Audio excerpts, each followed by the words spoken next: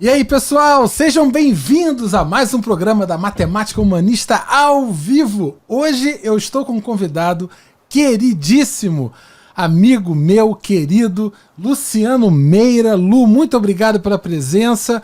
Sinto-me honradíssimo, direto lá de Recife, né? Que grande querido. Prazer.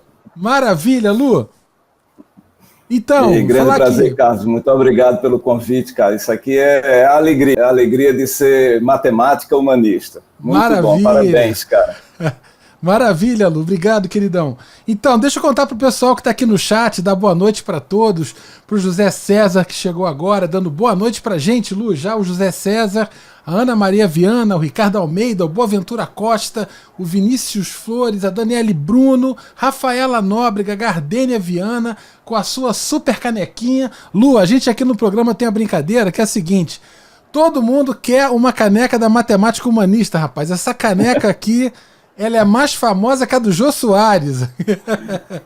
Pô, eu tô na fila então, hein? Pô. Quero a minha. Maravilha, rapaz. Eu tenho só uma branca aqui. Aí, tintim pra gente então, Lu. Então, deixa eu contar pro pessoal aqui da Matemática Humanista, que chegou agora, o Roberto também, Ricardo Falzeta. Então, Ricardo Falzeta, rapaz, tá aí. Olha, sim, que legal, olha, Ricardo. Um beijo para todo mundo aí do Todos pela Educação. Um beijo para você, para Priscila, não é isso? Show de bola. Então, eu conheci o Lu em 2012. Teve um evento TED lá na UF, que é a minha universidade, aqui no Rio de Janeiro. E aí o Lu era um dos palestrantes, eu era um dos palestrantes.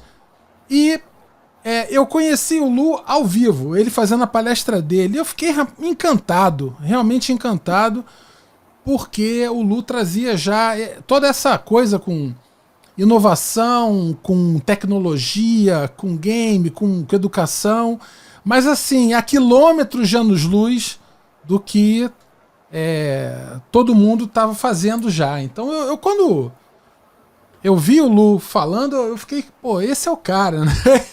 Esse é o cara.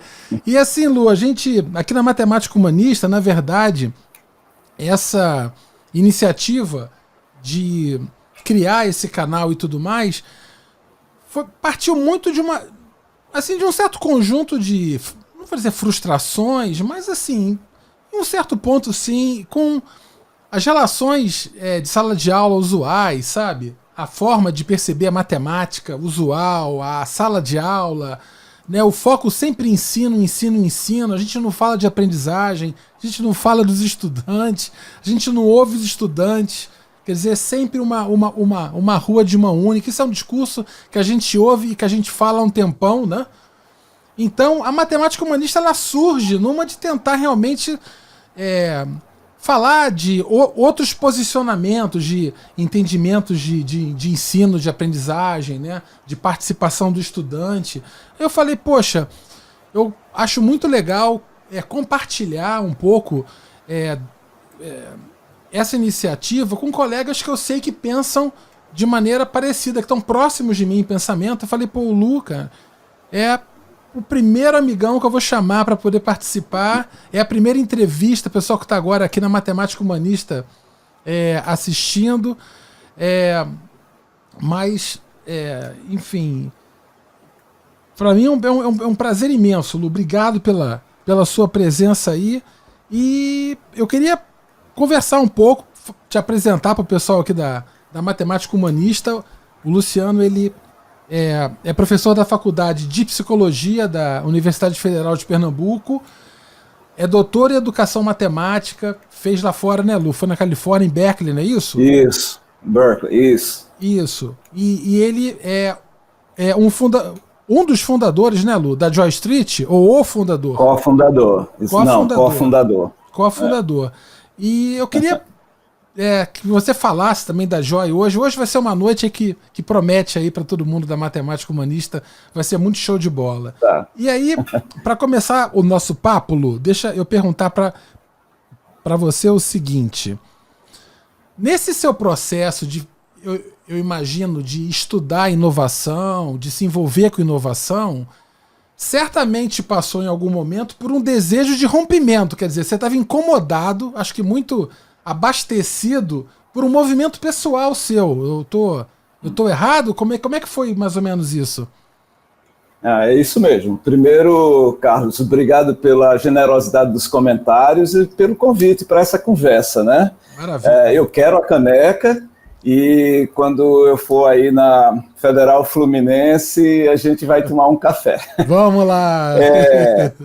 Não, cara, é o seguinte, eu sempre tive no meio universitário, ainda no meio universitário, passei pouco mais de 25 anos como dedicação exclusiva na Federal de Pernambuco, eu já tinha uma aproximação com o mundo das startups, do empreendedorismo de inovação, né? Não da empresa, mas do empreendedorismo de inovação, através principalmente de projetos educacionais de inovação realizados pelo César, que é uma das empresas âncoras do Porto Digital em Recife, é um instituto de inovação, talvez já um dos maiores do Brasil, é o Centro de Estudos e Sistemas Avançados do Recife. Então, mesmo na universidade, eu tinha uma aproximação grande com esse instituto e chegou um momento em que eu, dentro da universidade, ficou mais difícil realizar inovação e os meus propósitos mesmo de estar colado com um empreendimento que pudesse trazer impacto social e que fosse muito além das 5 ou 6 pessoas que liam meus papers. Os nossos artigos, né? Isso é chato, né, cara? Rapaz, tô vontade de chorar, tanto, Luciano. Você trabalha tanto numa pesquisa. Está 5 anos à minha frente, Luciano. E aí, surgiu a oportunidade no Porto Digital de me associar a pessoas que já vinham do mercado mesmo, e a gente construiu juntos a Joy Street. Eu saí da dedicação exclusiva da universidade, naturalmente, para ter uma entrega mais eticamente responsável, até Sim. com o próprio serviço público, e construímos, já faz 10 anos isso praticamente, foi em 2010, 2009, começamos ali, e tem sido uma batalha muito interessante do ponto de vista da construção desses ambientes de aprendizagem, numa tentativa de, como você mencionava ainda há pouco, mudar não só os discursos, mas as metáforas que dão sustentação a discursos que revelam a falência da aula, né, como esse sistema, né, de ensino. Então, metáforas como transmissão de conhecimento, retenção de aprendizagem, são metáforas absolutamente falidas. Eu brinco dizendo, eu brinco, as pessoas, eu digo, a gente retém líquido no corpo, a aprendizagem não é uma matéria para reter, não existe isso. Então são metáforas infundadas, mas que ainda populam o nosso discurso. Nós mesmos, às vezes, nos traímos e falamos assim porque revelam uma mecânica que a gente deve superar, obstáculos que a gente deve superar, tanto no discurso, quanto nas metáforas, quanto na criação desses novos ambientes de aprendizagem, alguns dos quais baseados em tecnologias digitais. É essa doideira que a gente está aqui metido no Recife. Maravilha, Lu, muito legal. E olha, rapaz, eu acho, assim, eu fico ouvindo você falar, rapaz, eu estava pensando aqui, essa questão de você desejar realmente ter um impacto social naquilo que você faz e sair desse universo das 6 pessoas que vão ler o seu paper, né? E às vezes essas pessoas não estão nem perto de você, né? Às vezes você nem sabe quem elas são, tá certo? Então isso é uma coisa realmente complicada. Eu compartilho aí, e a matemática humanista ela é um esforço também nesse sentido. De eu tentar manter a minha sanidade, né, assim, essa coisa, esse meu vínculo com a educação, né, passa bastante por esse desejo, né, de alcançar as pessoas, né? É isso. Agora eu acho também, viu, Carlos, eu acho que a gente pode fazer isso do ponto de vista de uma construção acadêmica mais relevante, inclusive tão relevante quanto é muitas vezes e não é reconhecida, mas a gente é muito pouco hábil em dar publicização ao que a gente faz dentro da universidade. Nesse sentido, eu acredito que, assim como tem um autor italiano que eu gosto muito, chama Alfonso Fughetta, nesse sentido eu acho que a gente tinha que derivar mais a universidade dos feudos acadêmicos, que às vezes a gente defende de uma forma tão absurdamente ferrenha, para um outro tripé, que não é o clássico ensino, pesquisa e extensão, mas para algo como educação no lugar de ensino, porque aí você valoriza mais a construção desses cenários de aprendizagem e não modos de transmissão de ensino apenas. A pesquisa, ela continua fortalecida, inclusive do ponto de vista da pesquisa básica, que é absolutamente necessária, Sim. Mas também uma pesquisa voltada à invenção do futuro, como o Fughetta coloca. E, finalmente, a extensão deixa de ter um caráter meramente, às vezes, muito assistencial para o empreendedorismo de inovação. Tá? Então, a gente vai realmente estudar a sociedade, ver demandas, desejos e tentar construir soluções inovadoras para os grandes problemas que, estrategicamente, a gente deve estar estudando o tempo inteiro. Pois é, exatamente. Assim, só para você ter uma ideia, na minha universidade, rapaz, é muito comum o pessoal falar de ensino como um sinônimo de educação. Isso é um ato falho, né, que revela onde está o foco, ou pelo menos o ponto que eles entendem de relevância, é um ponto de saída, não um processo de construção, né? É quase isso aí. Isso aí é uma coisa que realmente. Agora, essa sua fala sobre a extensão é fantástica. É fantástica. Eu concordo com você. E a questão do Fughetta, eu só estou copiando. Essa foi ótima. Muito, muito boa. Muito boa fala. E eu compartilho dessa posição, Lu. Muito bom. Porque, assim, quando a gente fala em inovação, você fala, né, essa questão da inovação, eu pelo menos sinto, toda vez que eu chego na universidade, eu não digo agora da UF, que é a minha universidade não, Lu. Eu falo assim,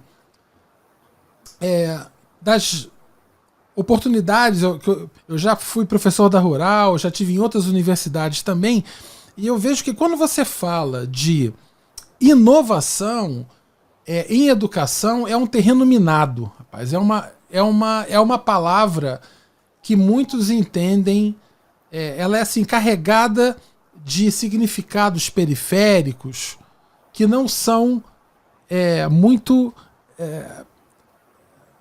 não ajudam muito a discussão sobre educação.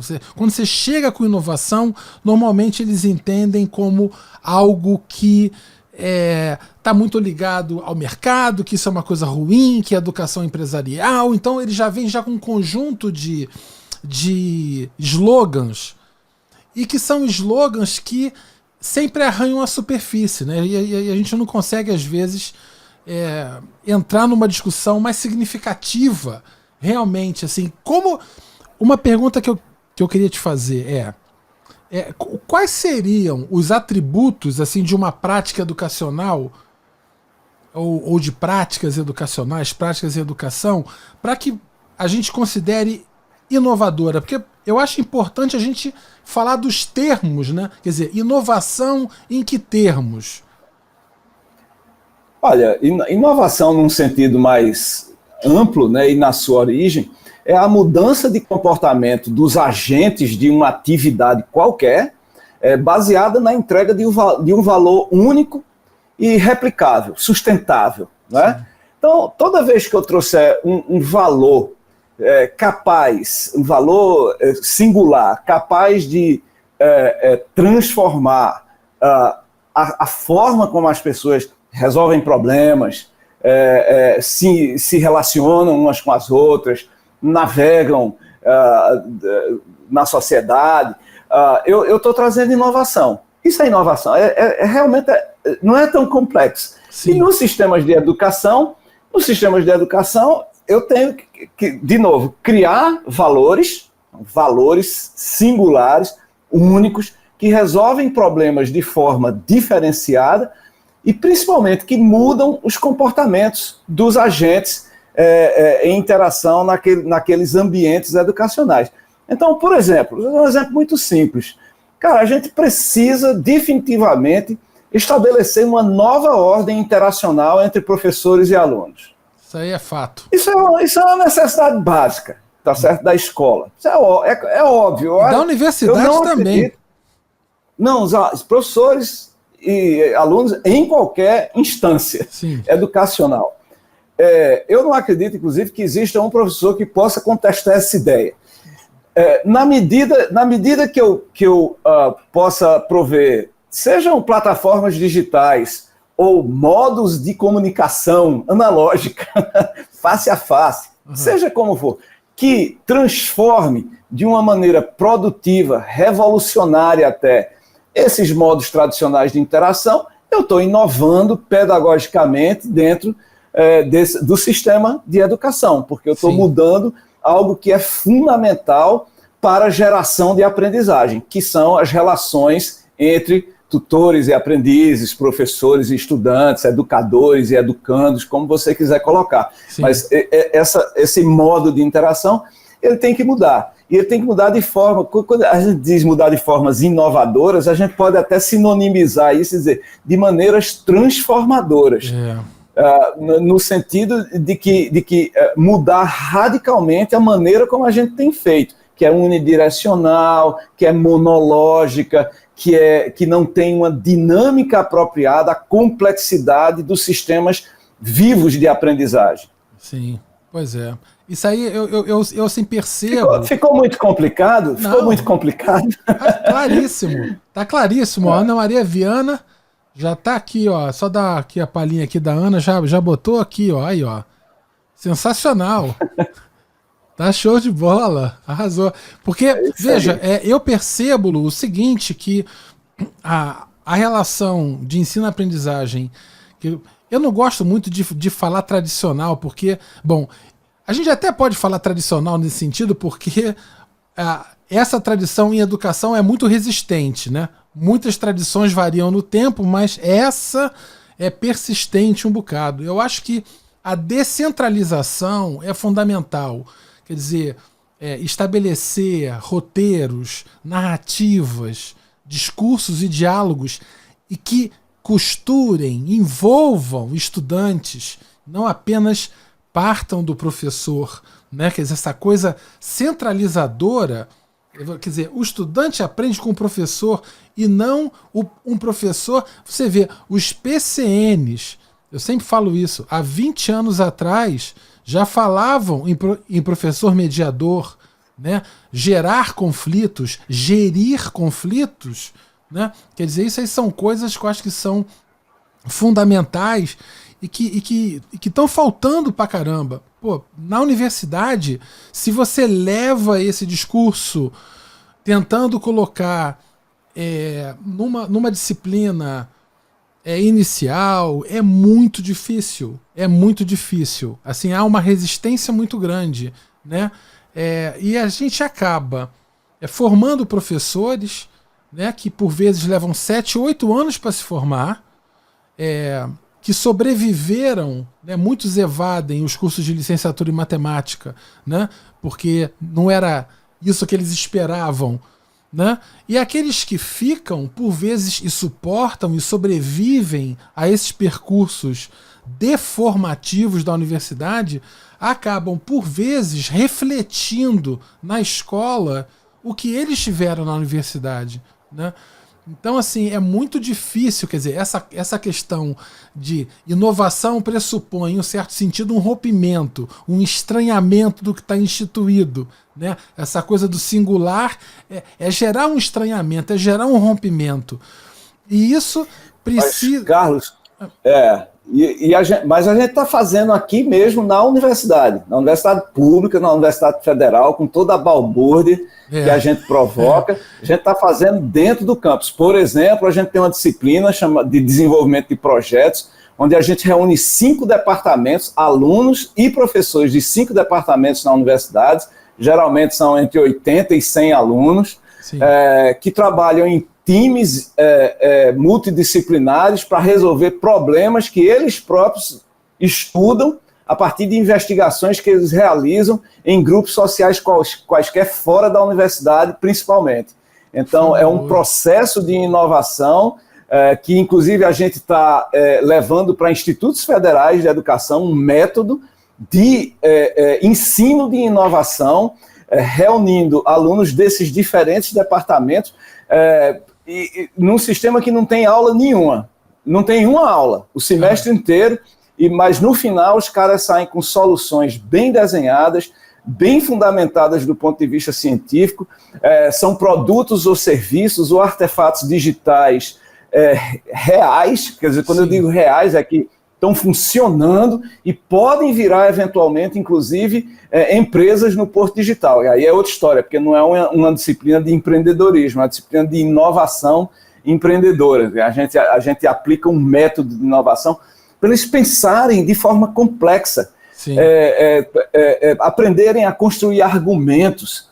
A gente não ensina isso para os nossos alunos. É verdade. Aprender a argumentar, aprender processos argumentativos. Isso devia ser ensinado desde a educação infantil. Pois é, exatamente. Aí você acaba criando sujeitos, né, que quando tornam-se adultos, e aí ouvem uma crítica, eles racham que nem copo de cristal, né?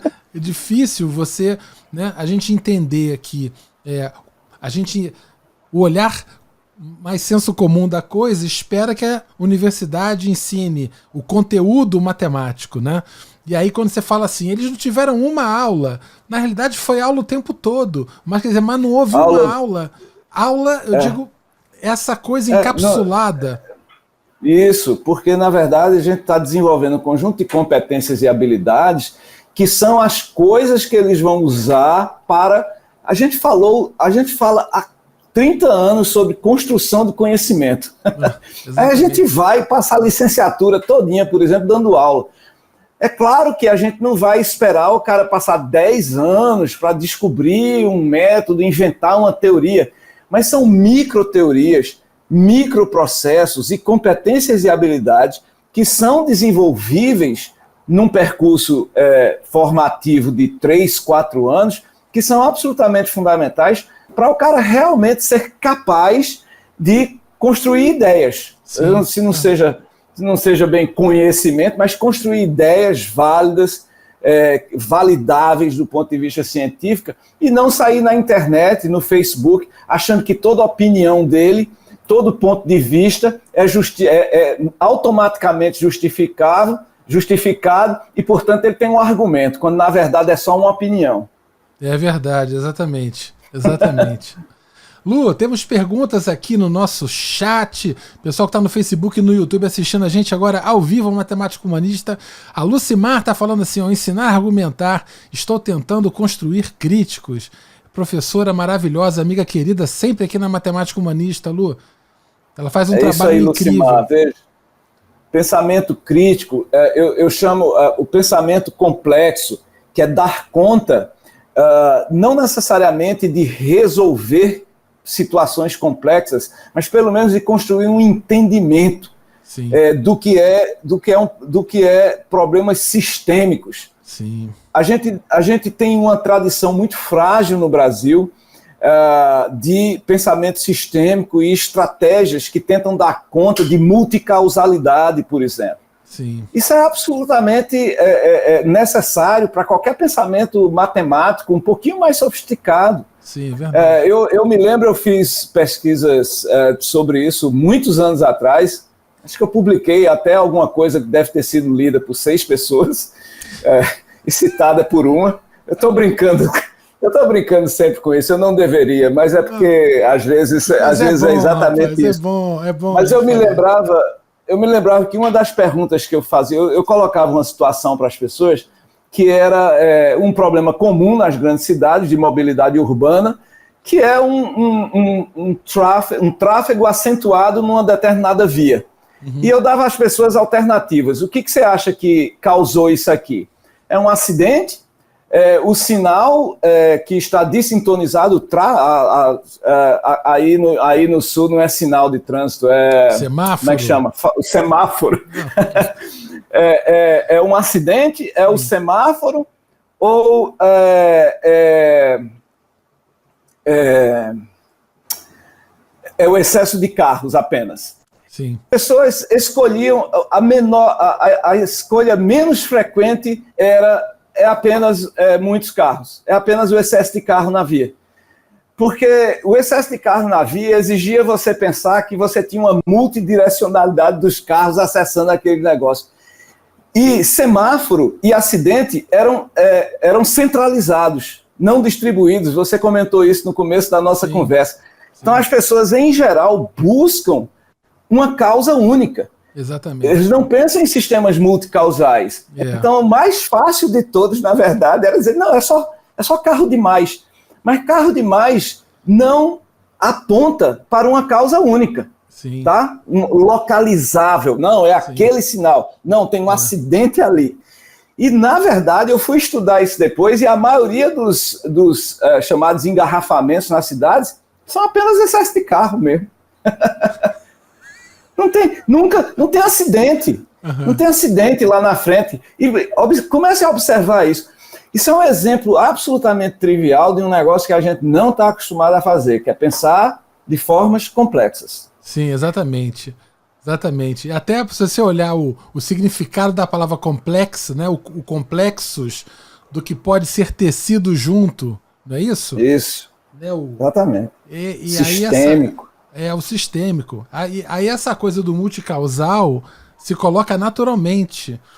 Maravilha. Olha aqui, ó, quem tá mandando mensagem pra gente, o Super Ricardo Falzetta, tá perguntando aqui, Luciano. Ricardo.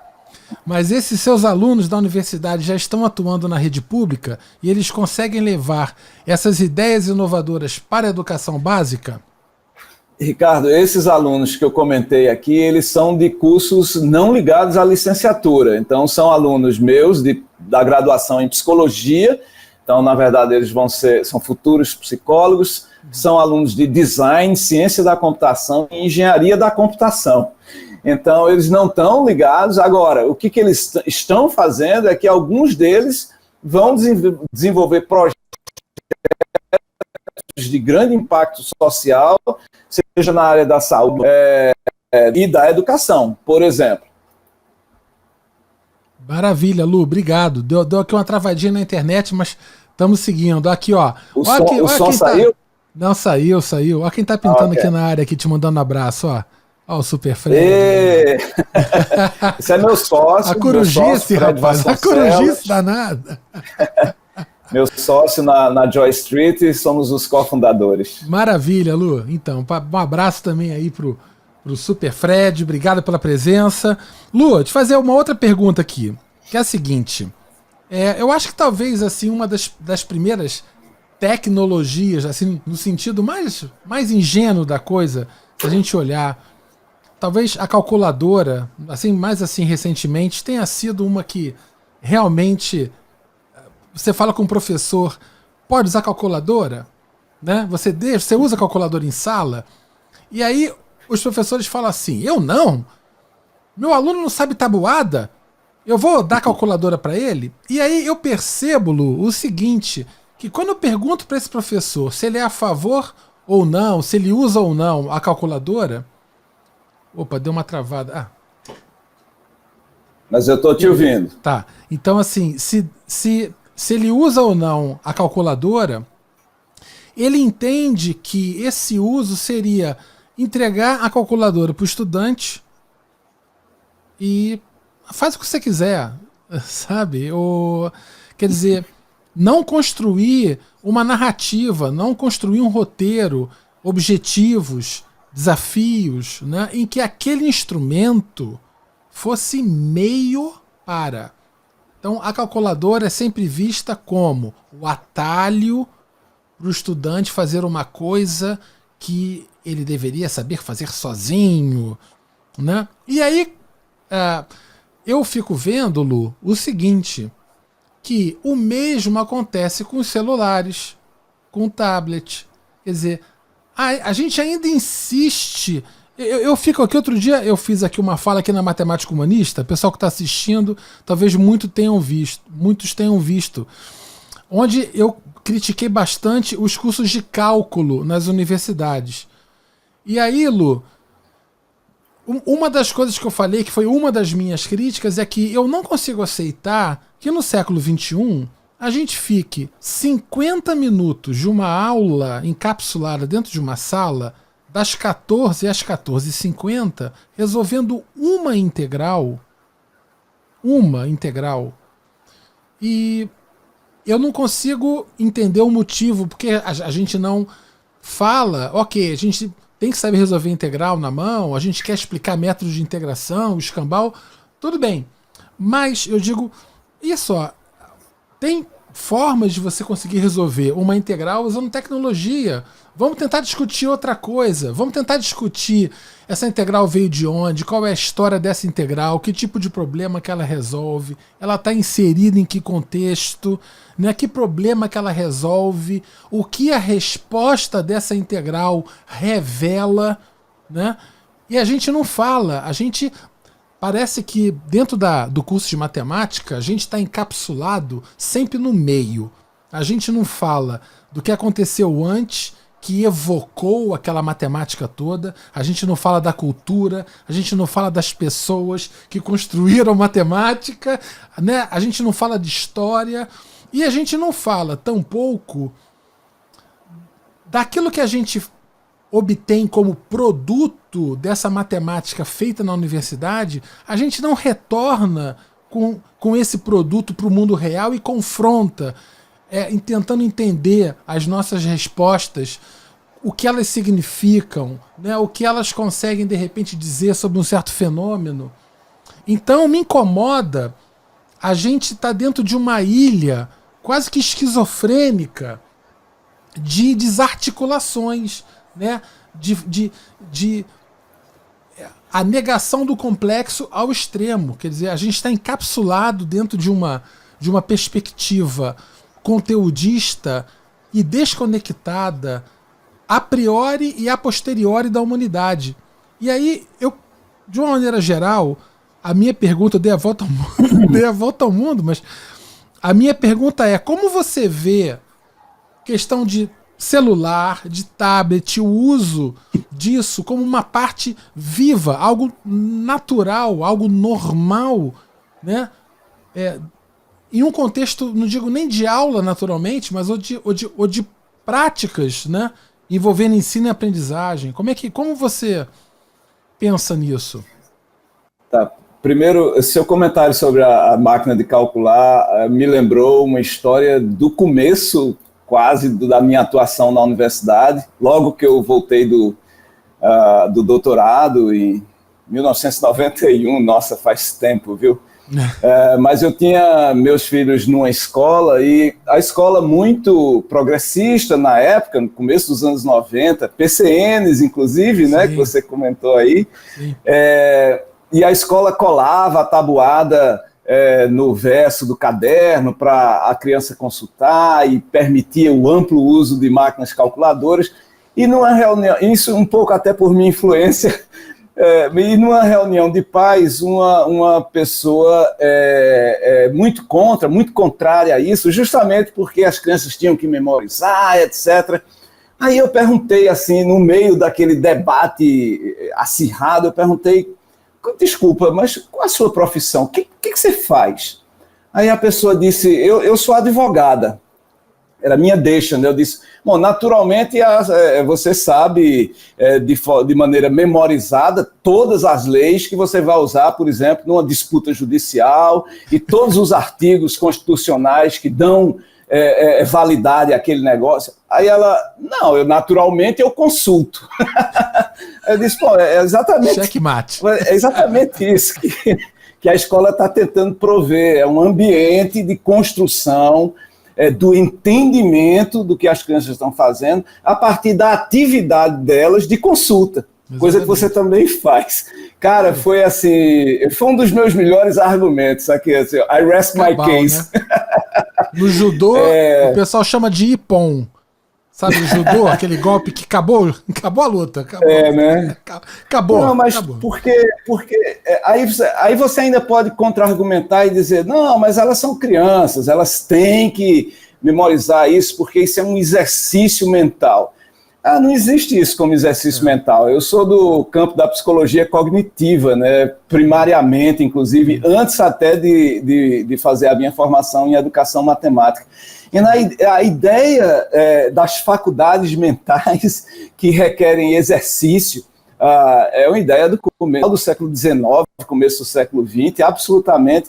Isso foi o que gerou, por exemplo, o ensino de xadrez nas escolas, na década de 60, coisas dessa natureza.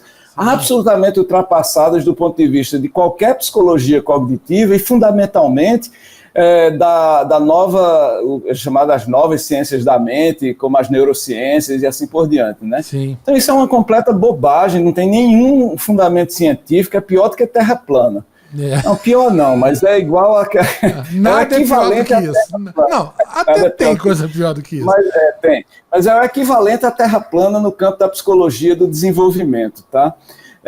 Então a gente precisa, essa história toda para contar, na verdade, que os usos das tecnologias analógicas ou digitais na sala de aulas, eles devem estar integrados à resolução de problemas. É isso.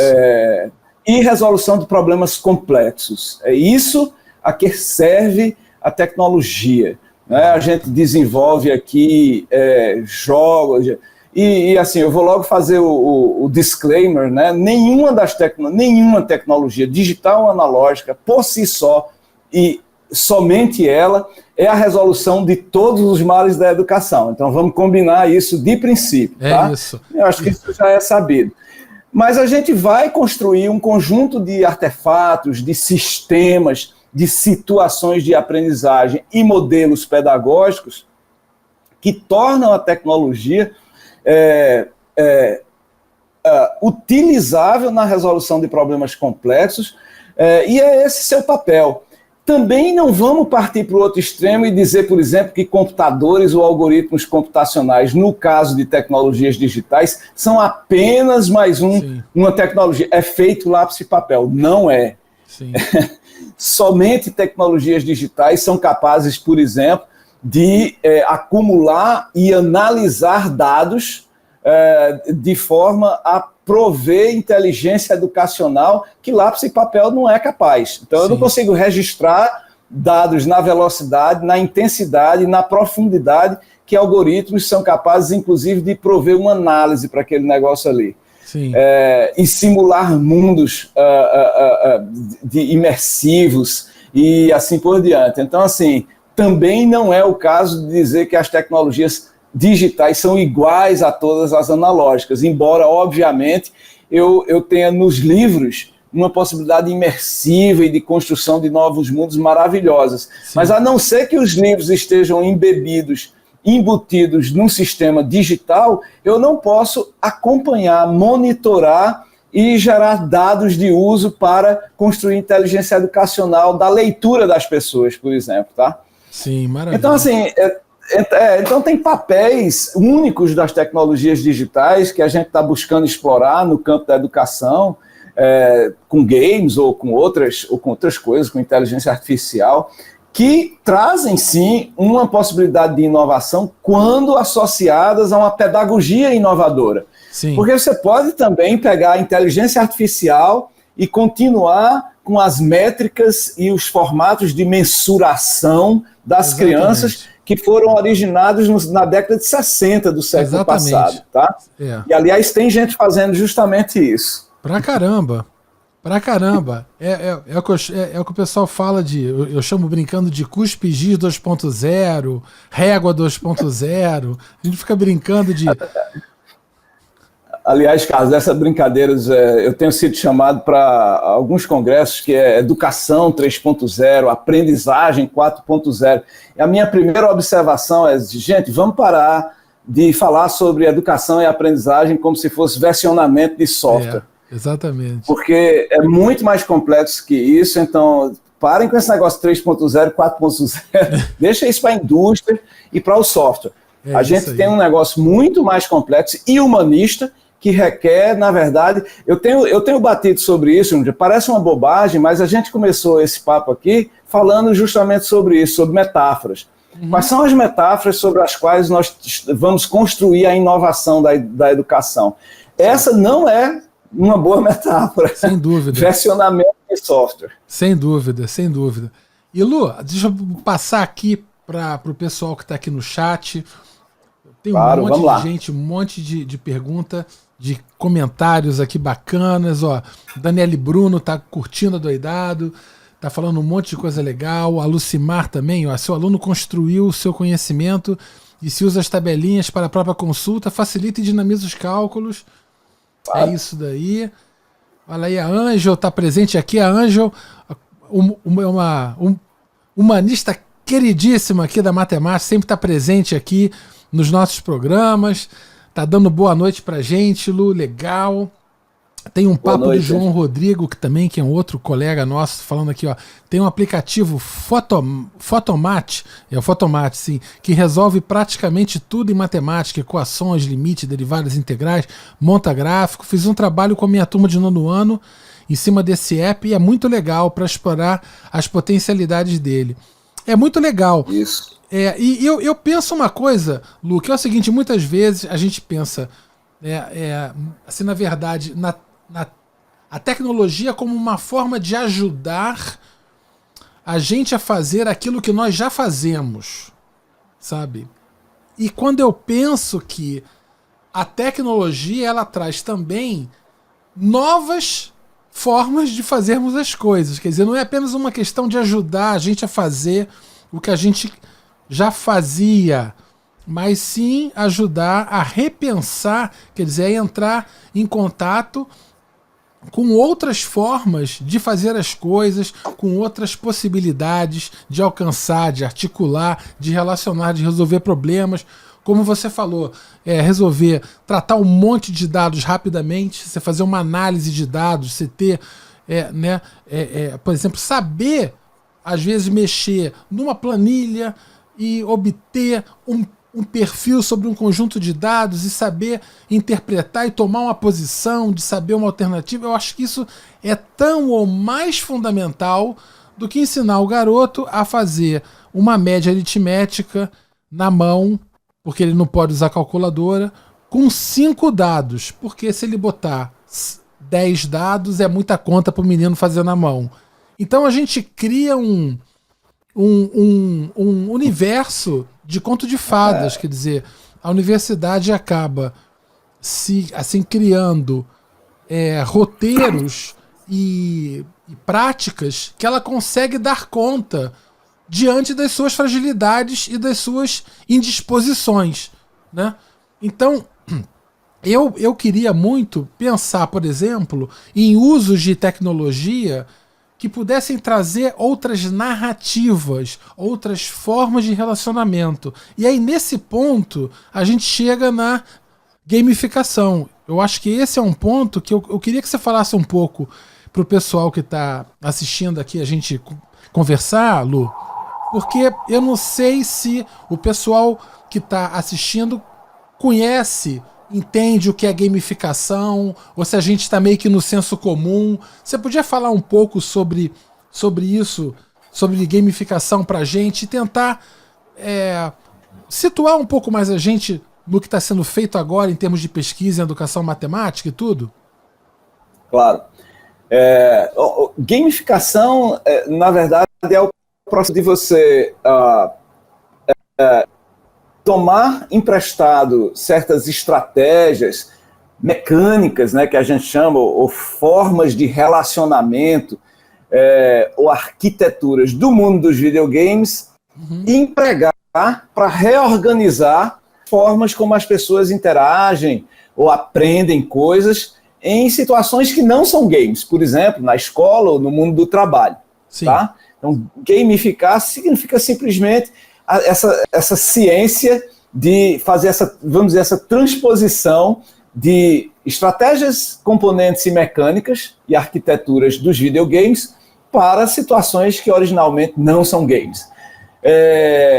Se eu pegar, por exemplo, deixa eu dar um exemplo, deixa eu antes contextualizar o seguinte.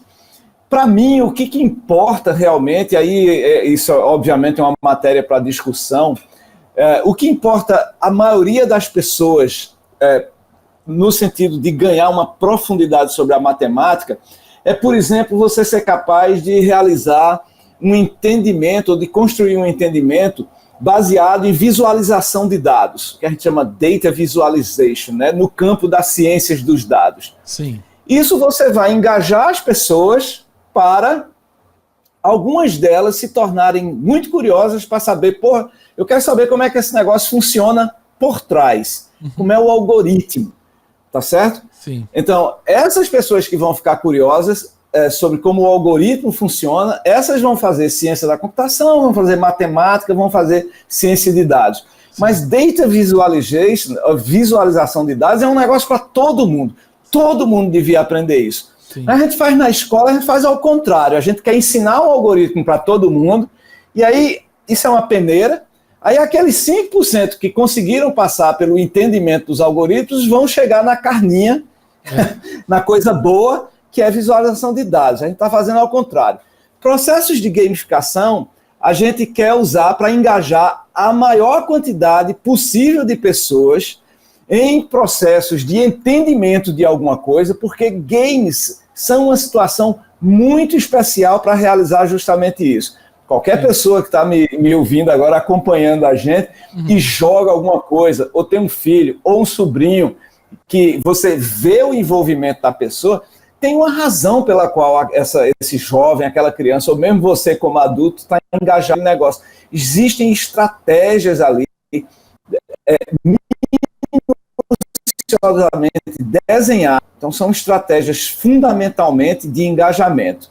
Né? Mecânicas específicas, narrativas, modos de associar ações, de encadear ações que permitem que você não queira sair do sistema ali. Exatamente. Tá, eu acho isso aí, então, você está falando, só que sem querer interromper, já interrompendo, né? Claro. Que é o seguinte, essa palavra mágica para mim, engajamento, que muitos professores reclamam assim, não, porque o aluno não quer estudar, o aluno ele não quer nada, ele não está interessado, ele não quer aprender. Ele não quer aprender. Veja, você tem um estudante num curso de licenciatura noturno, o cara trabalha o dia inteiro, vai para a universidade de noite, vai dizer que esse cara não quer aprender, rapaz. Como é que pode isso? Ele talvez não queira aprender da forma que é ensinado. Exatamente. Ele não quer aquilo, né? Quer dizer, então... Mas por que eu fiz...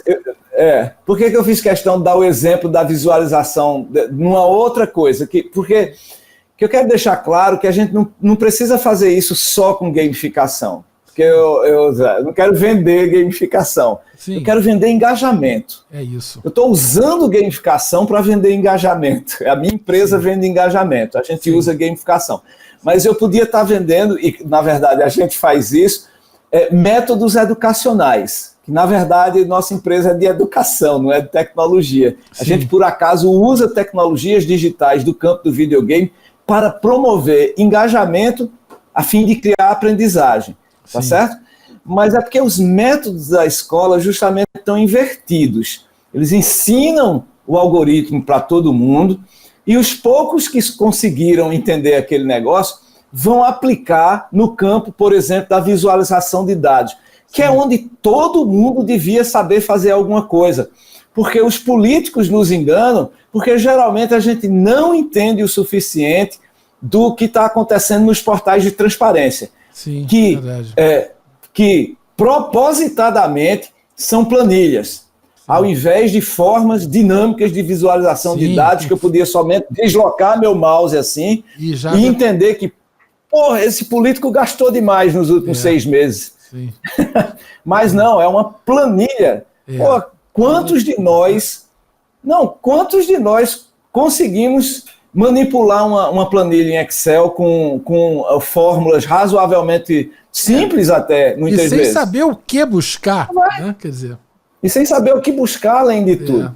Agora, imagina o mesmo portal manipulável, digamos assim, tá? Então, você pode fazer formas de engajamento com outras coisas. A gente usa games porque, bom, é da natureza, meu sócio vem do mundo de games, Sim. Eu comecei a estudar isso também, e games entregam um valor muito interessante. Lembra quando eu falei de inovação? A entrega de um valor único e singular, Sim. Que engaja as pessoas na resolução de problemas complexos e muda seus comportamentos em função dessa entrega que nós fizemos. Como games têm uma aderência muito grande no ensino básico, no ensino superior, na verdade no corporativo, porque as pessoas querem uma forma, algum tipo.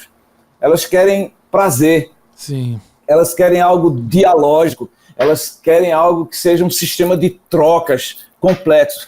Videogame tem tudo isso. É verdade. Então a gente pega essas mecânicas para trazer, inclusive, para o mundo corporativo. Sim. Né? Levando em conta, por exemplo, que a idade média do jogador brasileiro, muita gente pensa que pode ser talvez 16 ou 17 anos, mas a idade média é 34. Tá? Olha só. Então tem um espectro muito largo de gente envolvida nesse mundo, então é uma cultura, essa cultura de mídias tem um impacto social muito grande. Então a gente usa isso como forma de engajamento para fazer o delivery de situações de aprendizagem complexas que desenvolvem competências e habilidades complexas. Sim, maravilha. Teve um caso que eu preciso te contar. Na UF, período passado, tinha uma disciplina chamada Novas Tecnologias no Ensino da Matemática. Né? E aí eu falei, pô, cara, eu já acho já uma loucura o seguinte, você ter dentro de um curso de formação de professores uma disciplina onde você tem encapsulado um momento, sabe? Gente, agora é e agora é a hora que a gente vai falar de tecnologia, sabe? Uhum. Eu acho que o uso de tecnologia, história, deveriam ser eixos transversais ao curso inteiro. Todas as disciplinas, você ter como algo comum, você não tem nem mais que falar nisso, né? De você usar, de você ter trajetos, falar de história, falar de cultura, enfim. Mas as coisas ainda estão, em termos de organização curricular, né, seguindo esses termos. Aí eu cheguei numa disciplina, eu fui olhar o programa, né, e eu vi isso, aquilo, ferramentas de pesquisa, aquelas coisas, e eu vi que tinha momentos de você, eu vou ter que ensinar a mexer em software. E não era nada disso, quer dizer, a dimensão que eu queria trazer era uma dimensão de discutir justamente como que o uso de tecnologia pode ser aderente à formação, pode contribuir, né, na aproximação de problemas, de questões mais complexas. Né? Aí o que eu fiz? Olha que loucura. A turma, a gente está vivendo um grande... Agora as universidades públicas elas estão sob um ataque complexo, né? E esse ataque ele vem assim trazendo e tem muitos impactos internos na estrutura de acolhimento estudantil, de assistência, as políticas de assistência, de acolhimento e tudo mais.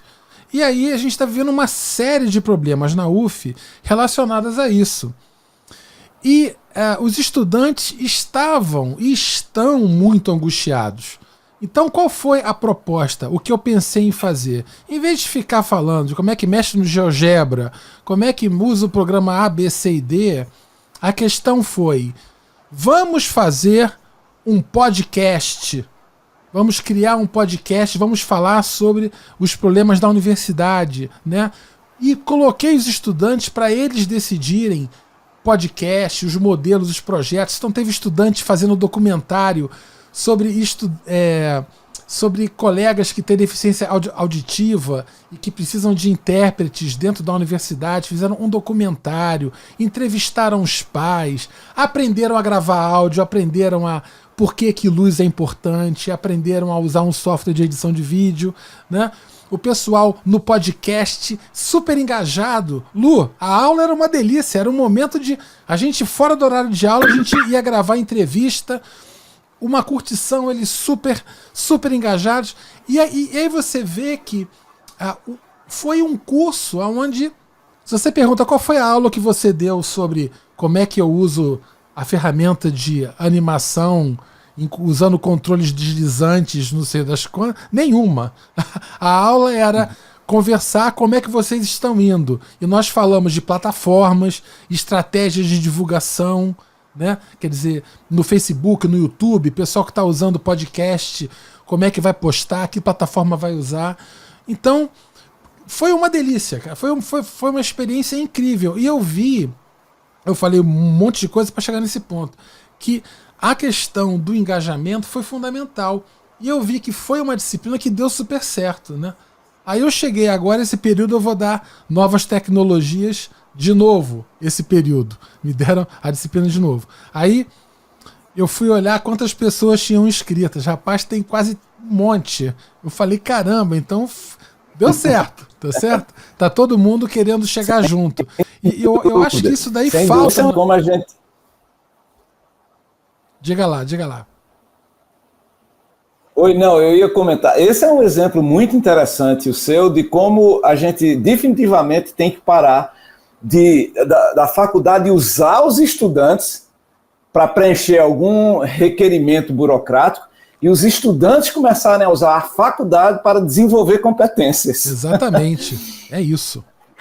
Essa é uma diferença fundamental e absolutamente necessária. E os estudantes começam a perseguir dentro da faculdade como uma plataforma de aprendizagem, a perseguir interesses que constroem conhecimento.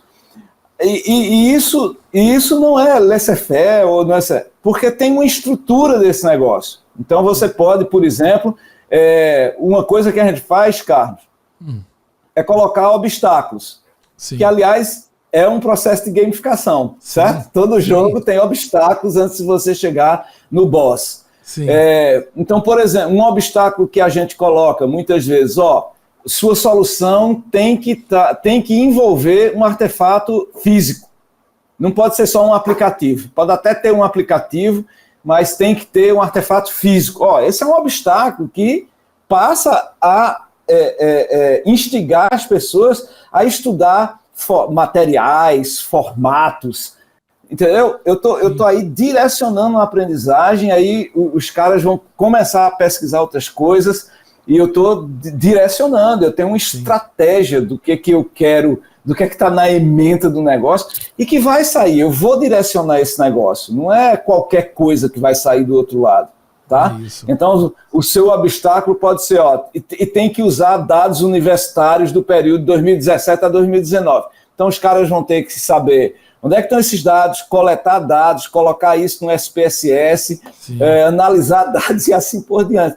Mas eu não tenho que necessariamente ensinar todos os detalhes dessas coisas, mas eu tenho que dirigir, né, é mais como um diretor de cinema. Exatamente. Do que como aquele instrutor clássico. É um contra-regra, uma coisa assim. Eu gosto mais de diretor de cinema, tá? Vamos combinar. Tá, é isso. Do que ficar fazendo babilaques locais, né? Aula, do que ficar fazendo aula. Exatamente. E eu acho o seguinte, esse é o grande ponto, que assim, o que mais me motiva quando eu dou aula é criar obstáculo. É criar o problema. E eu percebo que muitos colegas meus tratam problemas como coisas a serem evitadas. Quer dizer, problema é o que eu tenho que acabar. Eu tenho que resolver problema, eu tenho que acabar com o problema. E ele perde de vista de que... Ele perde de vista de que o problema não é o problema em si. Né? E sim, aquilo que o estudante constrói para resolvê-lo. Esse é o nosso fim. Está no estudante e não na aniquilação do problema. Né? A gente trata como se fosse um mal. Isso é uma loucura. Isso é uma loucura. Enfim, o pessoal aqui no chat está falando aqui, a Ângel tá falando, deixa eu botar aqui, a Ângela tá falando uma coisa aqui legal, que é perfeito, Matias, só tive uma visão mais ampla para uso de software durante a pós-NTEM. No curso de licenciatura só foram abordados superficialmente em oficinas não obrigatórias, ainda assim, só o GeoGebra. Eu digo que tive uma bagagem grande em 1 ano e meio que poderia ter sido concomitante ao curso de licenciatura. Pois é, veja, eu penso assim que o GeoGebra é um super software. Acho incrível o fato de ser livre, de ser multiplataforma. Eu acho ele muito legal, tem uma super comunidade envolvida, um monte de gente produzindo conteúdo maravilhoso. Mas se a gente não discutir um uso mais integrado, não o GeoGebra em si, quer dizer, colocar o GeoGebra no seu devido lugar, como uma chave de fenda, é uma ferramenta. E só que para a gente entender a chave de fenda, tem que entender o parafuso, tem que inventar um bom parafuso. Eu falo sempre brincando de que, né, em terra que só tem prego, chave de fenda é martelo. Eu falo, você usa chave de fenda para dar martelada, se não tem parafuso. Então a gente tem que entender que quais são os problemas, né? E assim, pensar nas estratégias de transposição de obstáculos, né? Quer dizer, obstáculo como oportunidade formativa, oportunidade formadora, é currículo, né? Um bom problema, a gestão, a criação de um bom problema é uma coisa desejável, pode ajudar muito em termos curriculares. A Kelly Santos está falando aqui, olha, boa noite, estou amando o programa. Olha só, Daniele Bruno também está curtindo. Lu, a gente está fazendo sucesso aí, ó. Que beleza. Show de bola. Lu, te fazer uma pergunta agora, que é um pouco que eu assim percebo quando a gente fala de tecnologia, quando a gente fala em descentralizar a ação docente, de colocar os estudantes, botar os obstáculos, gerar engajamentos entre estudantes e não com o professor. Muitos professores ficam sentidos, né, de não serem o alvo do engajamento. Quer dizer, eles querem essa coisa do engajamento com o problema, o engajamento entre estudantes é uma coisa que gera um certo mal-estar para muitos professores. E aí, diante disso, muitos professores rebatem ou criticam esse tipo de estratégia, metodologias ativas, de roteiros, de gamificação e tudo mais. Eles criticam isso dizendo que eles perdem a autonomia. Eu perco a autonomia, no sentido de que eu deixo de ser o cara que decide para onde vai o barco. É meio assim, sabe? Aí eu digo assim, não, você sente isso? Na verdade, não. Veja, assim, você perde centralidade, não autonomia. Sim, pois é, exatamente. Você perde centralidade, não autonomia. Exatamente. Na verdade, você entra num sistema de distribuição de entes autônomos. Exatamente. Porque agora o estudante ele vai ter um conjunto de ações autônomas também. Então a autonomia ela fica distribuída.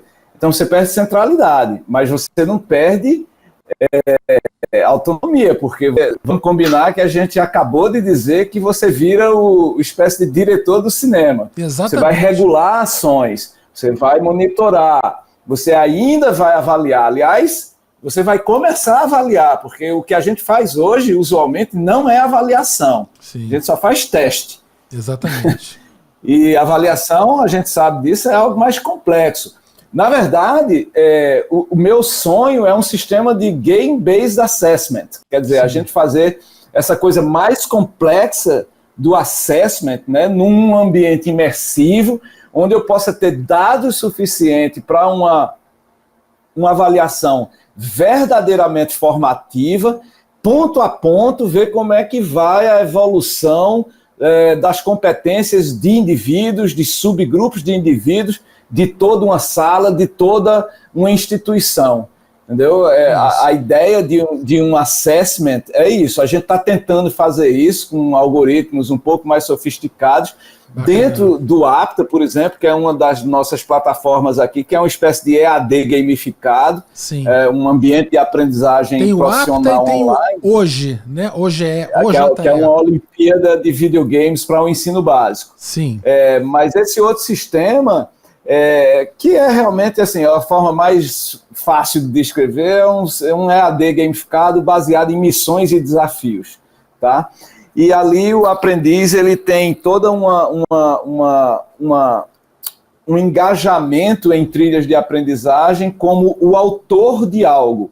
Então ele ganha um senso de propósito, não é feito o EAD clássico, né, que você só percorre uma lista de conteúdos. Sim. Por trás disso, no que a gente está desenvolvendo, tem um design instrucional baseado em competências e habilidades. Sim. Então a gente está no processo de construir os algoritmos que analisam ponto a ponto, como eu disse, a evolução dessas competências na medida em que um aprendiz percorre essas trilhas de aprendizagem e poder, através de data visualization, deixar tanto o aprendiz como o seu professor, como os gestores das redes, acompanharem o desenvolvimento dessas competências. Sim. Aí eu vou ficar feliz. Aí eu vou dizer, a gente está fazendo... E a gente vai estar fazendo alguma coisa que é Game-Based Assessment. Sim. A gente está usando práticas de engajamento no mundo do videogame para fazer uma avaliação formativa ponto a ponto de competências e habilidades. Exatamente. Isso é legal. Isso é incrível. A gente faz teste, então esse é um problema. A gente tem que... eu sei que é problema demais de uma vez, mas calma.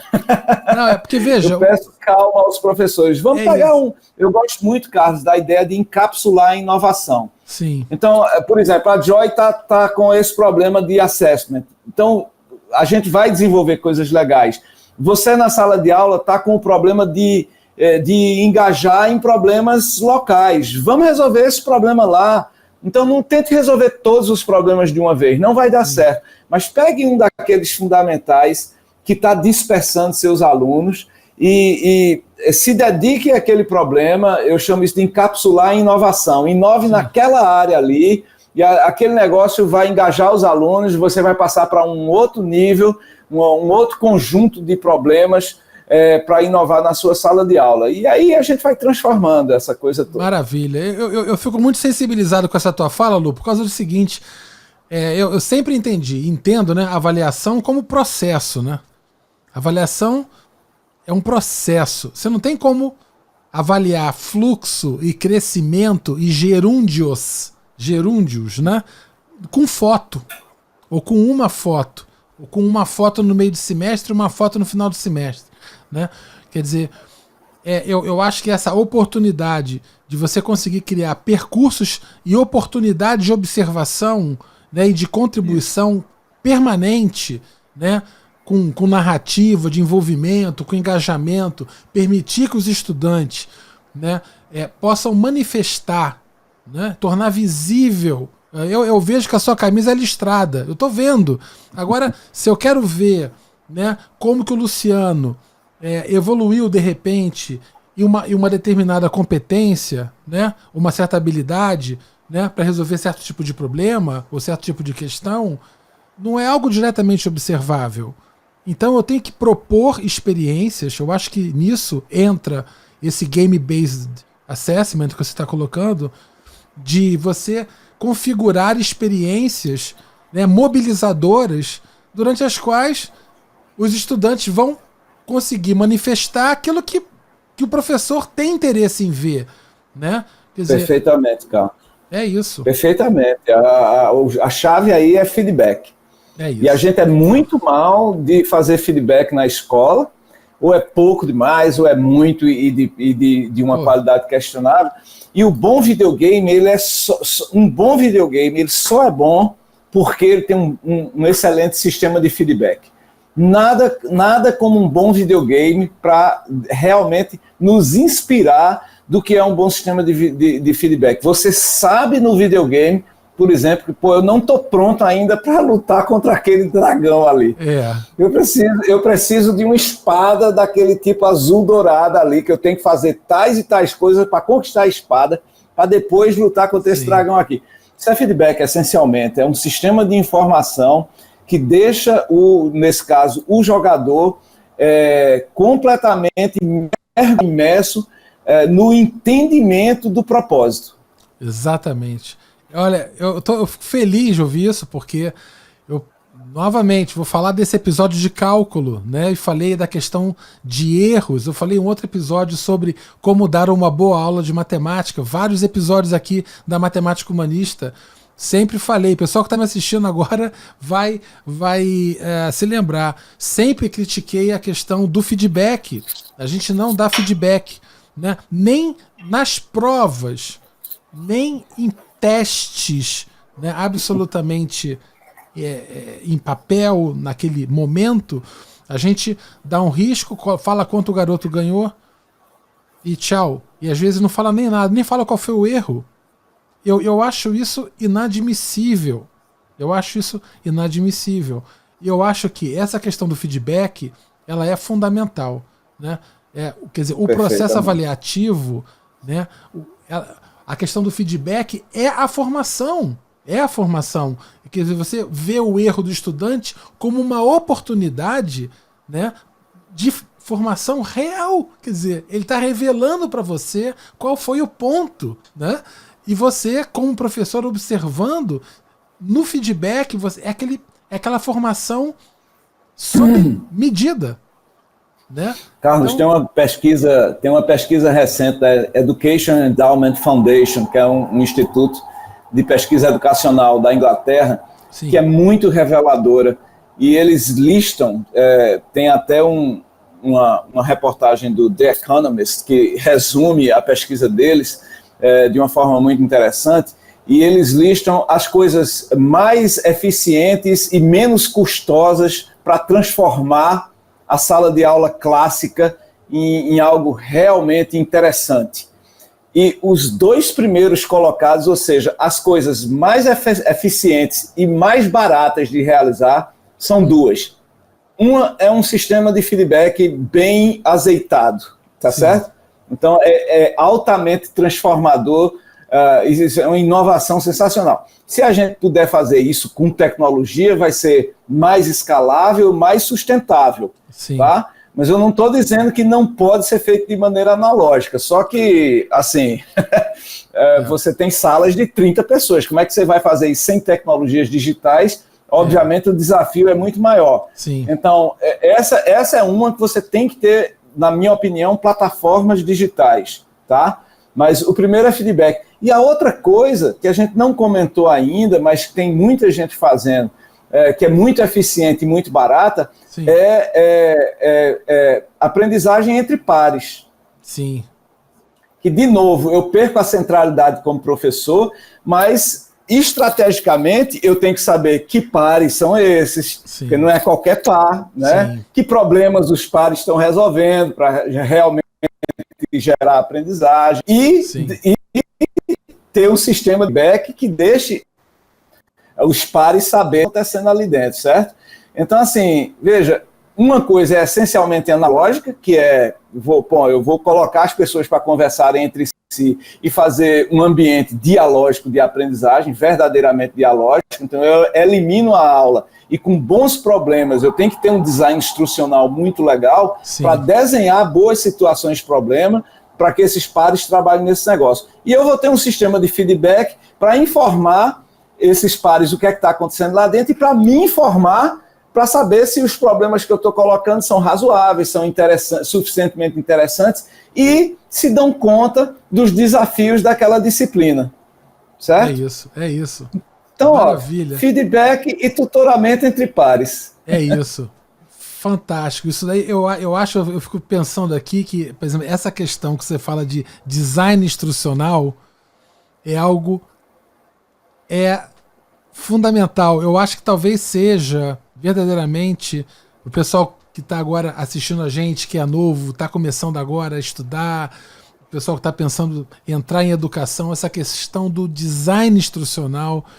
Eu acho que é uma área que ganhou muito força com o EAD, naturalmente, com tecnologia, com o escalamento, né, das práticas, né, e gestão de fóruns e tudo mais. Mas eu vejo que agora, com essas tecnologias cada vez chegando com novas caras, com novos processos, com novas dinâmicas e para você poder visualizar dados e tudo mais, acho que o potencial e a importância de um design instrucional é realmente talvez uma das grandes áreas, eu acho, do futuro, assim, profissionais, assim, eu vejo para a garotada que tá chegando aí, realmente incrível, uma ótima oportunidade. Deixa eu passar aqui rapidinho no nosso chat. A Marcele Santos está chegando, está falando aqui, ó. Adoro o uso de novas metodologias, tipo design thinking. Legal, bacana. O Vinícius Flores está falando aqui também, olha. Um jogo digital, como os jogos de celular, onde o aluno no próprio jogo tenha que resolver expressões ou problemas matemáticos para passar por monstros, pode ser considerado gamificação? Nesse caso aí é um jogo, né? Um jogo de aprendizagem. Sim. Tá? A gamificação, você aplica esse tipo de mecânica aí para um ambiente, não um jogo. Mas esse aí é um jogo. É um jogo. Tá? Agora, o legal, Vinícius, é pensar em como os jogos podem ser produzidos para máxima diversão e desafios acadêmicos, sem ser estritamente educacional. Esse é um problema clássico dos jogos digitais educacionais da década de 80, 90, por exemplo. Sim. É que a mão do pedagogo foi muito forte. Então, na verdade, você retirava todo o aspecto de entretenimento, e aí o engajamento era muito baixo nesse tipo de jogo. O que a gente chama replay value, né? A capacidade Sim. de um jogo de atrair a pessoa a jogar de novo era muito baixa. Então, Sim. geralmente, os estudantes brincavam uma vez com aquele negócio e queriam voltar mais. Nunca mais. Olha, vou te falar um negócio, rapaz. O meu filho, eu comprei um joguinho para ele, que era daquele ursinho pô. Sabe o ursinho pô? Sabe o ursinho pô, Luciano? Sim, claro. Aí, eu comprei um jogo do ursinho pô e tinha um coelho, rapaz. O coelho, aquele coelho sabe tudo, óculos de grau, Sim. sabe como é que é? Aí, ele falando assim, olha, eu quero botar 17 pepinos dentro de uma compota. Aí você tinha que pegar um raio de um pepino 17 vezes para botar no Sério, pote. Bicho? Aí ele falava assim, 17 pepinos na compota. Aí o meu filho... Não, papai. Que isso? 17 é muito. Se fosse 5, eu até brincava, pô. Botar 5 chuchus, tá 3 tomates, mas 17. Então é isso. Você perde a chance de fazer um game design que seja bem articulado com o mundo da pedagogia, e essa é uma das coisas que, Carlos, eu acho que a gente tem sido razoavelmente bem sucedido. Maravilha. É um desafio, naturalmente, constante isso, né? na Joy Street, é equilibrar o poder do pedagogo e do game designer. Legal. Porque se você deixar o game designer dominar, obviamente você vai ter um jogo de entretenimento, porque é isso que o cara sabe fazer. Mas se você, por outro lado, deixar o pedagogo dominar a situação, você vai ter um jogo desses aí que o seu filho não gostou. 17 de botar pepino numa compota. Tá certo? Então, olha só, teve muito antes da Joy Street, eu só me lembrei disso agora porque você falou em resolver expressões, Vinícius, e a gente inventou, antes ainda da Joy Street, era num outro contexto, a gente inventou, esse era um software educacional, não era nem um jogo. Sim. Mas olha que um negócio que acabou sendo bem interessante, a gente inventou um negócio chamado uma descalculadora, que era basicamente o seguinte, era uma calculadora que apresentava expressões matemáticas, com parênteses e colchetes, algumas coisas até razoavelmente complexas, e quando você ia começando a usar o teclado dessa máquina que aparecia na sua tela, algumas teclas quebravam. Puf, elas pulavam fora assim. E eram teclas, as teclas mais óbvias que você usaria para resolver aquela expressão. Tá certo? Eu vou dar um exemplo trivial aqui. Se tivesse um número 2 na expressão, a tecla 2 quebrava. Então você não podia mais usar a tecla 2. Ou não podia usar o parêntese, a tecla com parênteses que saltava fora e quebrava. Ou seja, você tinha que desenhar formas alternativas de, usando a máquina, resolver a expressão, e aí você ganhava pontos com esse negócio tudo. Mas era uma situação engraçada, era uma situação interessante, porque surpreendia essa criança, o usuário, tá certo? Ela não esperava que uma máquina tivesse esse comportamento, e aí ela ficava instigada e engajada em tentar descobrir, que outras teclas eu posso usar. Então, não era jogo, mas ao mesmo tempo a gente usava uma situação de, ok, como é que a gente fazer da matemática um instrumento de resolução do problema? É isso. Maravilha, Lu, obrigado. Eu queria perguntar uma coisa para você agora. A gente está chegando já aqui no fim do programa, pessoal aí do chat que está participando pode fazer últimas perguntas. Queria falar só umas duas coisinhas aqui com o Lu. Eu deixei aqui uma pergunta tipo save the best for the last, my friend. Que é o seguinte. Eu estava falando há pouco que as universidades elas estão sob um ataque, né? As universidades públicas, não é um ataque, na verdade, eu diria que todas as perspectivas em educação que tenham uma maior sensibilidade sociocultural, digamos assim, né? Em questão de formação e tudo mais, eu acho que está sob ataque, na medida em que, veja, eu entendo que o posicionamento atual é de defender uma educação que seja neutra. Esse é o termo que eles usam, né? E aí você começa a falar naquelas metáforas que você falou no início, de transmissão de conteúdo, né? E aí um conteúdo naturalmente ahistórico, um conteúdo acultural, quer dizer, você vai pro específico matemático ou pro específico, né, dentro da área que você está trabalhando, e a gente acaba perdendo um pouco de vista que todas aquelas coisas que a gente está ensinando, que a gente está querendo que o aluno aprenda, deixa ele tranquilo aí. A minha às vezes dá umas latidas aqui. Aí, ó, que lindão aí, ó. Rapaz, é ele aí, ó. Maravilha. Isso é pug? É pug, Lu? É um pug? É uma pug. Maravilha. Eu acho que eu vou deixar ela lá fora. Se quiser... Você pode... 30 segundos. Senão ela vai me aperrear aqui. Vai lá, deixa lá, tá tranquilo. Tá tranquilo. Vou falando com o pessoal aqui que tá aqui assistindo. Olha... amanhã tá falando, é dia de protesto. Amanhã é dia de rua mesmo. Tem que realmente, a gente tem que defender as coisas que estão. Enfim, então, vamos lá.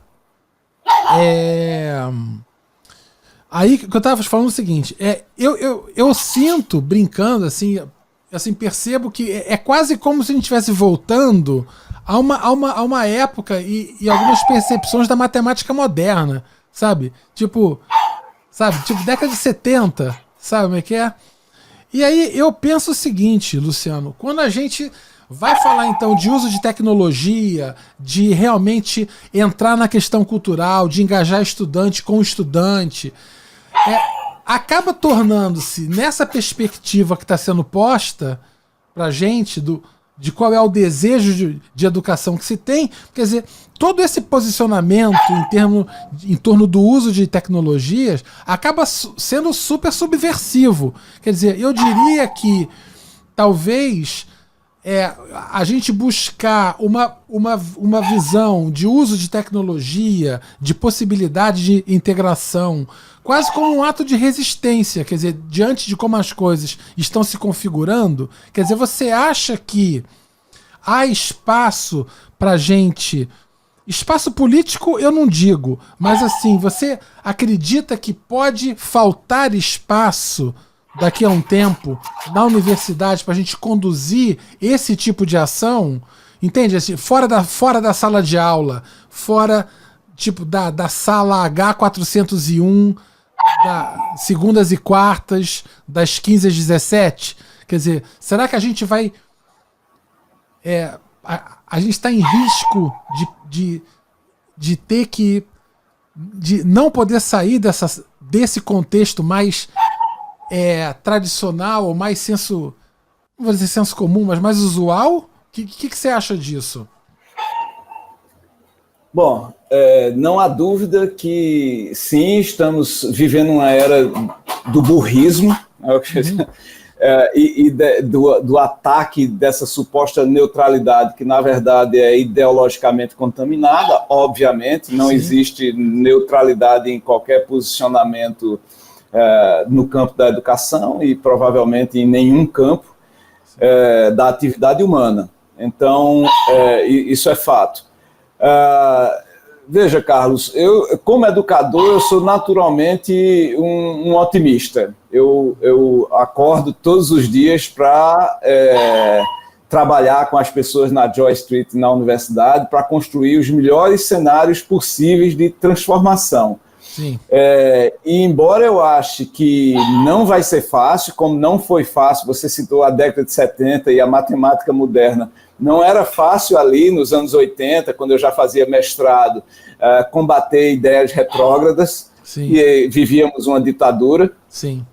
Não vai ser fácil de novo agora, mas nós vivemos num mundo de plataformas já, não é? Diferentemente do início dos anos 80, quando eu comecei a trabalhar com esse negócio, onde nós fazíamos pequenas agremiações, a gente vive um mundo de plataformas, a gente vive um mundo de por exemplo, vazamentos que são reportados pela imprensa internacional. Sim. E que tem seus outlets aqui no Brasil, como The Intercept. Então, o que eu estou querendo dizer com isso, na verdade, é que os ataques estão só começando. Sim. Mas, na minha modesta opinião, e talvez altamente influenciado pelo meu incorrigível otimismo, isso são os estertores finais de um projeto malfadado de tentativa de controle social que vai ultimadamente falir. Sim. Agora, qual é o problema? As pessoas, os grupos frágeis vão sofrer muito mais que a gente, tá certo? Nós somos elos privilegiados ainda desse negócio. Sim. Mesmo universitário, professores universitários, a gente vai sofrer ataques, mas a gente tem formas muito mais bem estruturadas de combate e resistência e de transformação. Então, o que eu peço, na verdade, é para todos os educadores que sejam o elo mais forte de correntes mais frágeis, com as quais certamente nós lidamos, né? Então, na psicologia, por exemplo, eu tenho, inclusive, graças a programas sociais e sistemas de cotas que estiveram colocados nos últimos 10, 15 anos, eu tenho muitas alunas negras na psicologia, alunos negros, mas principalmente mulheres alunas, são um grupo altamente visado em situações onde se quer neutralidade. Tá? Então, a gente conhece essa história. Sim. Então, o que eu tenho conversado com meus pares e os educadores e professores com os quais eu converso vamos aproveitar nossos privilégios, vamos usar nossos privilégios para, de alguma forma, dar sustentação política, educacional para aqueles que vão precisar e que estão no nosso entorno. A gente tem tentado fazer isso na eu quero fazer isso na universidade, eu acho que é o que a gente tem que fazer. E sustentar sempre posições baseadas em evidências científicas. Velho. Eu não vou arredar um pé, nem um pé, nunca arredei, não vai ser agora, de combater coisas como terraplanismo. Você pode vir, saia para lá com o seu terraplanismo, que aqui não tem boquinha, não. Não tem condição e, assim, enfim, eu frequento o congresso, eu converso com muito professor, e é isso que eu tenho dito por aí, bicho. A gente tem que dar sustentação a quem precisa e sustentação à ciência num momento de louvor ao burro. É isso. Beleza. Lu, obrigado. Então, para a gente estar fechando aqui, últimas perguntas aqui do pessoal que está colocando aqui. Legal pra caramba. A fala do Gilson Tavares, olha, ele fala assim, utiliza o Scratch para ensinar programação aos alunos do Fundamental 1. Olha que bacana, Lu. Proponho que eles resolvam problemas reais. Por exemplo, encontrem os números pares. Essa atividade está sendo muito receptiva. Show de bola. Legal, Gilson. Que legal. Eu com certeza inclusive você participa com seus alunos da comunidade Scratch, porque mais legal ainda do que o Scratch, que por si só já é uma plataforma sensacional, são as comunidades Scratch, né? As pessoas que se reúnem para discutir sobre os projetos que elas estão realizando, trocar ideias,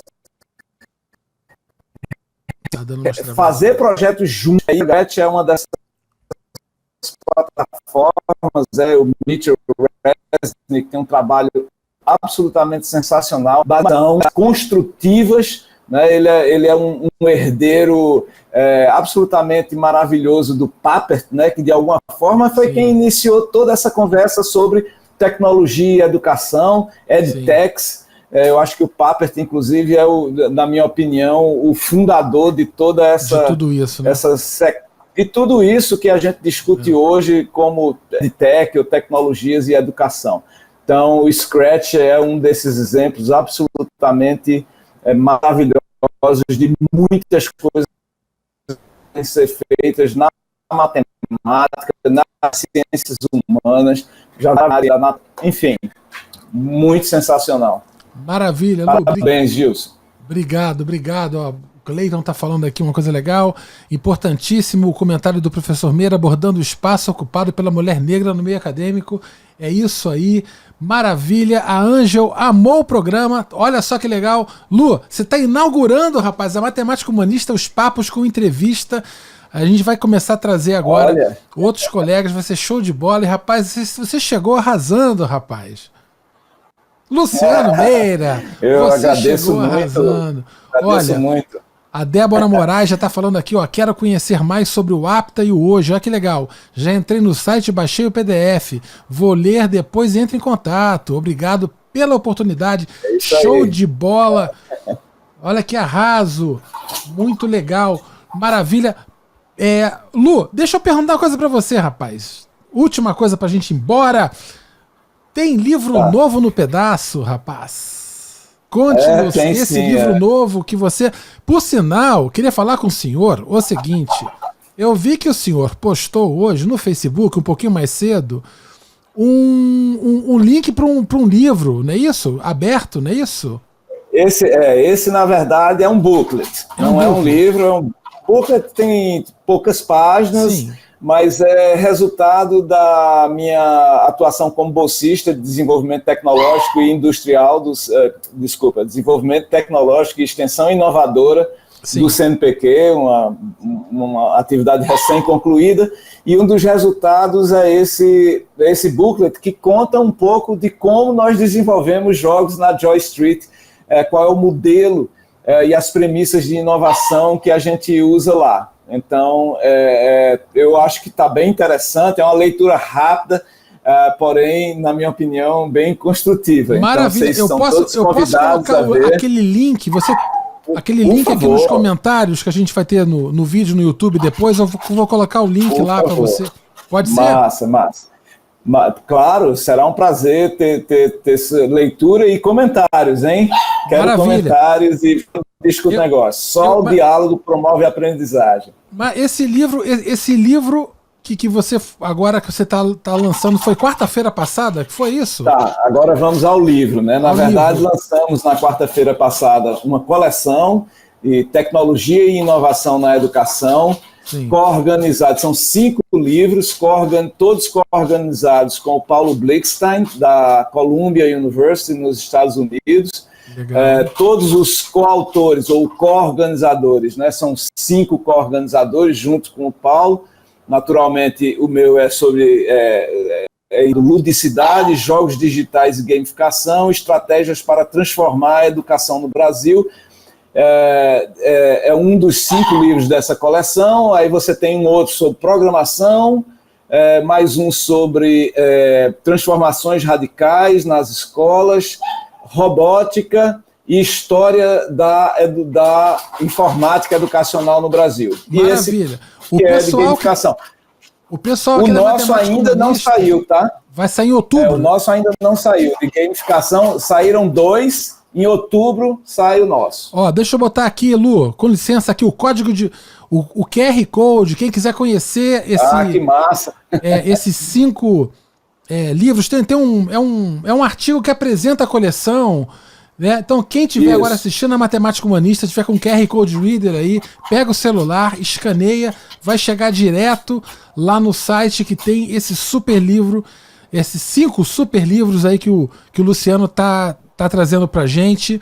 E antes de me despedir, queria fazer uma fala rápida aqui pro pessoal que... Aí agora em setembro, Lu, queria te convidar também depois para você ouvir com a gente. Vai estrear o podcast Matemático Humanista, rapaz. O primeiro podcast assim, dedicado à aprendizagem, a ensino, à educação matemática. A gente vai falar sobre um monte de coisa, vai ter entrevista. Então vai ser... Mas vai ser, clima de rádio, Lu. Eu sou um apaixonado por rádio. O pessoal que me conhece, assim, eu tenho mania por rádio. Eu amo rádio AM. Aquelas coisas, sabe, que tocam de repente, sabe? Tipo, deixa eu mostrar aqui, ó. Olha, Matemática Humanista chegando nas ondas do rádio, pessoal! Vamos chegar aí, ó. Esse é o clima, Lu. Legal, muito vai legal. Ser uma delícia, rapaz. Aí, esse podcast, rapaz, vai ser uma doideira. E eu tô me divertindo, porque assim, eu sempre quis trabalhar com narração e com rádio. E é uma... Eu não vou dizer uma frustração da minha vida, mas assim, cara, eu vou realizar agora. Então eu tô aqui. Que bom, cara. Que bom, que massa. Sabe? Muito bom. Vamos mudar o mundo e nos divertirmos ao mesmo tempo. É isso. Lu, amigão querido, agradecer a você a super presença, cara. Você foi incrível, as coisas que você falou. Pessoal amou aqui na Matemática Humanista, tá todo mundo curtindo, adoidado. Desejar a você, a Joy Street, muito sucesso. Na UFPE, muita força para poder suportar. E a gente vai vencer, não é isso? Né? Protegendo quem tem que ser protegido. Beleza, Lu? Amigão, isso aí, cara. Muito obrigado. Um grande abraço, uma boa noite. Boa noite. É isso aí. Parabéns pelo seu trabalho. Boa noite a todos. Foi um super prazer. Espero retornar, hein? Tchau. Maravilha, certamente. Um grande abraço aí, pessoal. Então é isso. A gente se fala semana que vem com mais um programa da Matemática Humanista ao vivo. Um abraço para vocês e até lá. Tchau, tchau.